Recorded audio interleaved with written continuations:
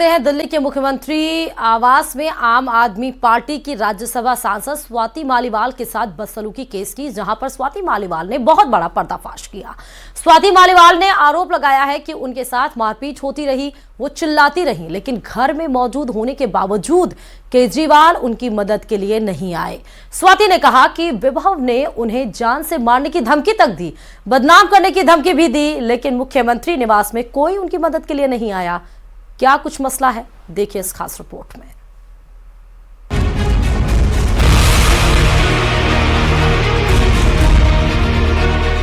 मेरा चीर हरण तो मेरा उस घर में हुआ, और चरित्र हरण मेरा रोज चलाया जा रहा है।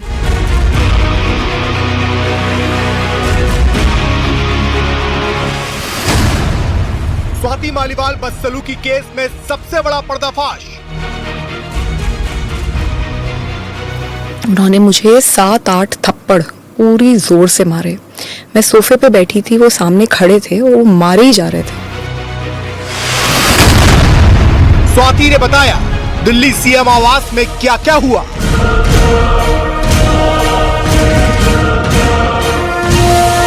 क्योंकि फैक्ट ये है कि मैं ड्राइंग रूम में थी, अरविंद जी घर पे थे और मुझे बहुत बुरी तरीके से पीटा गया।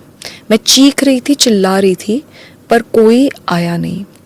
ये भी फैक्ट है कि आज तक इतना सब कुछ हो जाने के बावजूद मेरे पास अरविंद जी का कोई कॉल नहीं आया। 13 मई को दिल्ली के मुख्यमंत्री अरविंद केजरीवाल के आवास पर स्वाति मालीवाल के साथ किस कदर बदसलूकी की गई, कैसे एक महिला के साथ अभद्र व्यवहार किया गया, कैसे मुख्यमंत्री आवास जैसे हाई सिक्योरिटी जोन में ड्राइंग रूम के अंदर एक महिला के साथ मारपीट की गई, इस पूरी कहानी को स्वाति मालीवाल ने पहली बार कैमरे के सामने बयां किया। आराम से बैठी हुई थी, इतने में विभव कुमार जो कि उनके पीएस थे, वो वहाँ पे धनधनाते हुए आते हैं।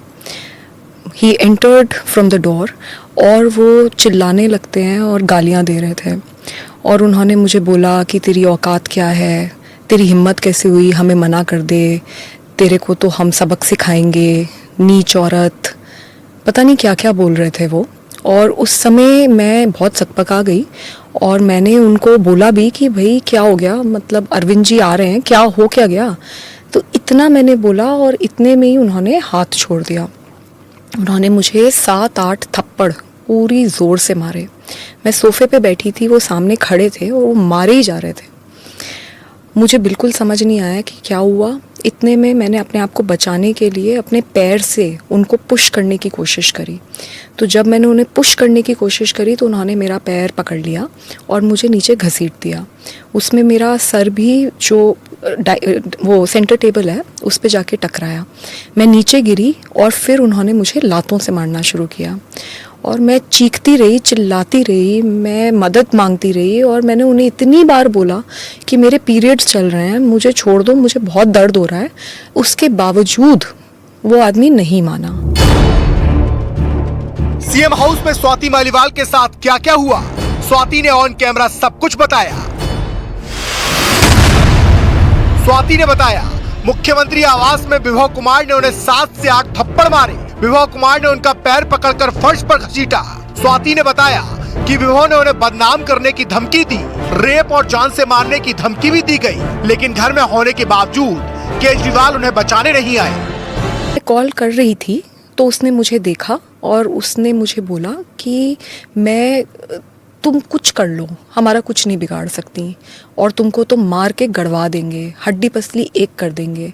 पर मैंने उसकी सुनी नहीं और मैंने कॉल कर दिया। मुझे बताया गया था कि अरविंद केजरीवाल जी घर में हैं और वो मुझसे मिलने आने वाले हैं और मैं बहुत ज़ोर ज़ोर से चीख चीख के हेल्प मांग रही थी, लेकिन कोई मदद के लिए नहीं आया। मैं अपॉइंटमेंट लेके तो हार्डली कभी गई हूँ। जब मैं घर गई हूँ तब तो मैंने कभी भी अपॉइंटमेंट नहीं लिया। हाँ, ज़रूर है कि अगर ऑफिस जाते हैं उनके, क्योंकि उनकी मीटिंग्स लगी हुई होती हैं और बहुत एक प्रोटोकॉल होता है, तो अगर सेक्रेटेरिएट जाते हैं तब एक बार ऑफिस पे के लिए ऑफिशियल टाइम लेके जाया जाता है। लेकिन जब घर जाते हैं तो मैं ऐसे ही जाती हूँ। ये कहते हैं कि मैं ट्रेसपास कर रही थी, मेरे पास कोई अपॉइंटमेंट नहीं था। तो मैं ये जानना चाहती हूँ कि अगर मैं ट्रेसपास कर रही थी तो फिर तो गेट पे ही रोक देते। And on top of it, मैंने कब एफआईआर में कह दिया कि मेरे कपड़े फट गए? मैंने कब FIR में कहा कि मेरा सर फट गया जी, मैं खूनम खून हो गई? एग्जैक्टली जो मेरे साथ हुआ है, वर्ड टू वर्ड बिल्कुल मैंने वही लिखा है। मैंने ना आगे लिखा ना पीछे लिखा। और मैं अगर गलत हूँ, मैं बिल्कुल तैयार हूँ, मेरा पॉलीग्राफ टेस्ट मैं चाहती हूँ कि पुलिस करे, उससे सब क्लियर हो जाएगा। स्वाति मालीवाल ने बताया कैसे सीएम आवास में उनके साथ मारपीट हुई, कैसे वो जोर जोर से चीखती रही लेकिन कोई उन्हें बचाने नहीं आया। स्वाति के मुताबिक खुद मुख्यमंत्री अरविंद केजरीवाल सीएम हाउस में मौजूद थे, उनकी पत्नी और माता पिता भी सीएम हाउस में मौजूद थे, पूरा स्टाफ भी सीएम हाउस में मौजूद था, लेकिन किसी ने भी उन्हें बचाने की कोशिश नहीं की। स्वाति के इस बयान के बाद बीजेपी ने केजरीवाल पर हमले बहुत तेज कर दिए हैं। आम आदमी पार्टी एक अर्बन नक्सल के एक गैंग है और उनके ही पार्टी में महिला को सुरक्षा आज नहीं है। और जिस प्रकार से स्वाति मालीवाल के मुंह को छुप करने का प्रयास हुआ, एविडेंस को साफ करने का प्रयास हुआ और एक MP होने के बाद भी उनके साथ जिस प्रकार का दुर्व्यवहार हुआ, ये आम आदमी पार्टी के कल्चर को दर्शाता है। की FIR थाने के अंदर मौजूद है, मामला अदालत के अंदर है। सरकार को चाहिए कि इसका प्रॉपर इन्वेस्टिगेशन होना चाहिए, सच्चाई देश के सामने आनी चाहिए। उनके साथ क्या हुआ क्या नहीं हुआ, दोनों तरफ से एक दूसरे के खिलाफ इल्जामात लग रहे हैं। जब तक इन्वेस्टिगेशन नहीं होगा, सच्चाई सामने नहीं आएगी। इसलिए ये जिम्मेदारी सरकार की है कि ईमानदारी के साथ इन्वेस्टिगेशन कराए। स्वाति मालीवाल से बदसलूकी केस में आम आदमी पार्टी बुरी तरह से फंसती नजर आ रही है। ऑन कैमरा स्वाति मालीवाल ने जो गंभीर आरोप आम आदमी पार्टी पर लगाए हैं, केजरीवाल उन सभी आरोपों पर चुप्पी साधे बैठे हैं, जिसके बाद स्वाति के सब्र का बांध टूटता जा रहा है। हालांकि स्वाति ने भी क्लियर कर दिया है कि कितना भी दबाव डाला जाए, अब वो किसी के दबाव में नहीं आएंगी और न ही राज्यसभा की सदस्यता से इस्तीफा देंगी। चलिए अब आपको जोधपुर से बड़ी खबर बताते चले कि